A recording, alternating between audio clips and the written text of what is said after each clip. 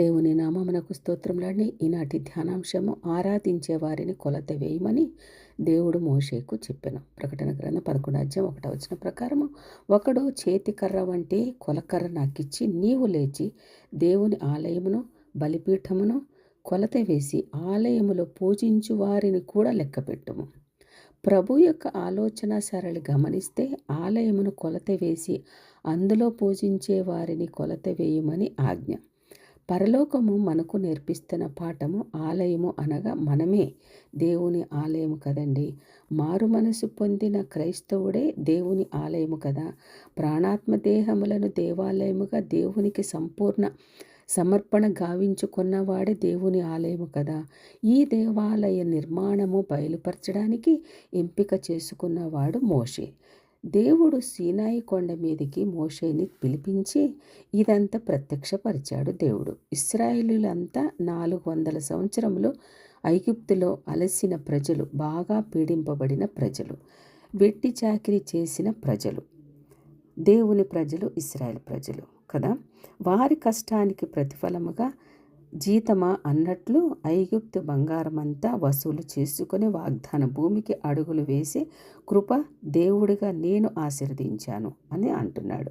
వెట్టి చాకిరీ చేసినను నేను ఒట్టి చేతులతో రానియక తృప్తిగా సంతోషముగా నేను వారిని నడిపిస్తున్నాను. సముద్రంలో నడుస్తున్నప్పుడు నీళ్లు బాప్తిసం పొందిన ఇశ్రాయేలులు రక్షణ లేని స్థితిలో ఉన్నప్పుడు నేను దూరముగా ఉంటూ సహాయము చేస్తూ కాపాడుకుంటూ వచ్చాను.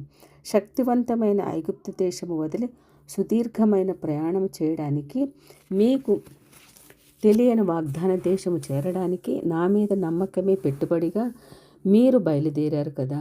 ఆహారము, నీరు, బట్టలు ఏమీ పట్టించుకోలేదు మీరు. పాపం, ఇంతగా నమ్మిన మీకు దూరముగా మిమ్మల్ని వదిలి ఉండలేకపోతున్నాను. మీతో కూడా వస్తాను. అందుకు దేవుడు గుడారం కట్టమన్నాడు మోషేని. దేవుడు కోరుకునే విధముగా మనము ఉంటే, అనగా నిర్ణయంలోనే దేవుని గుణాలు ఇంకా మనలో రాలేదుగా.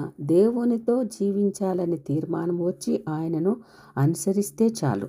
మనకు దూరముగా ఉండలేనంటున్నాడు దేవుడు. మనతో జీవిస్తానంటున్నాడు. ఇంత గొప్ప దేవుడు కదా మన దేవుడు. నమ్ముకున్న పూజార్హుడు కదా.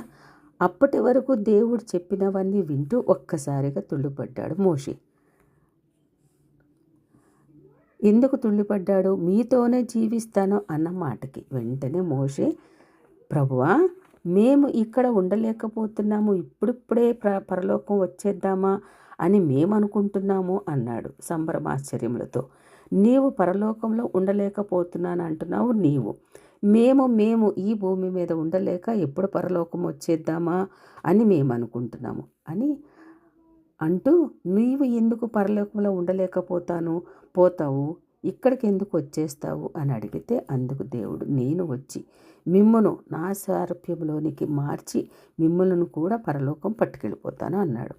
మీరు లేని పరలోకము నాకు మంచిగా అనిపించడం లేదు, ఉండలేకపోతున్నాను. తండ్రి అని దేవుడు ఎంతగా ప్రేమ ఇశ్రాయేలుపై ఉంటుంది కదా. ఆయన ప్రేమ సుదీర్ఘ తీరాలు దాటిన ప్రేమ. ఆయన ప్రేమని ఎక్కడని వెతకగలము? నేను మీకోసం మరణించి నా గుణగణములన్నిటితో పంచి పెంచి పట్టుకెళ్ళిపోతాను అంటున్నాడు. దేవుని దగ్గరే మనము ఉండాలంట. ఆయన సన్నిధిలోనే ఉండాలని ఆయన అభిలాష. ప్రజలపై ఆయనకున్న మక్కువ, ఆయనకున్న ప్రేమ, ఈ కష్టమును ఎంతో కష్టాలు పడ్డారు కదా ఒక శత్రురాజు దగ్గర. అందుకని ప్రజలను తీసుకెళ్ళి నా దగ్గర సౌఖ్యంగా సుఖంగా కూర్చోబెట్టుకుంటా అంటున్నాడు. ఎంత ప్రేమ కదా. భూమి మీదకి వచ్చాక కూడా మన ద్వారా అవమానాలు కష్టాలు పడ్డాక కూడా, శాపగ్రస్తుడిగా మార్చబడ్డాక కూడా, మన పాపములు ఆయన వీపు మీద వేసుకొని మన వ్యసనములన్నీ కూడా భరించిన తర్వాత కూడా, ఓరి బాబో, ఎప్పుడు వీళ్ళంతా కూడా నా నుంచి దూరం వెళ్ళిపోతారా అని అనుకోనకుండా, వీరందరూ లోబడిన ప్రజలు కదా, విననొల్లని ప్రజలు కదా అని ఆయనకు అస్సలు అనిపించలేదట. ఆయన అప్పటికే మర్చిపోయాడు. వీరిని ఎట్టి పరిస్థితుల్లో నా స్వారూప్యంలో తీసుకువెళ్ళి నాలాగా ఉంచుకొని పరలోకం తీసుకెళ్ళిపోవాలని ఒక ఆశ. అయితే యేసు ప్రభువుకి, పోనీలే, ఈ రకంగానైనా పిల్లల్ని తీసుకెళ్ళిపోతానులే, యేసు మితిలేని ప్రేమను కొలవగలమా అండి మనము? అందుకనే ఆయన ప్రేమను పొందుకొని ఆయనతో జీవించుటకు సిద్ధపడదాము. అనేకం సిద్ధపరచడానికి మన విజ్ఞాపన ప్రార్థనలే ఆధారముగా ప్రామాణికంగా ఉండాలి. ఆమె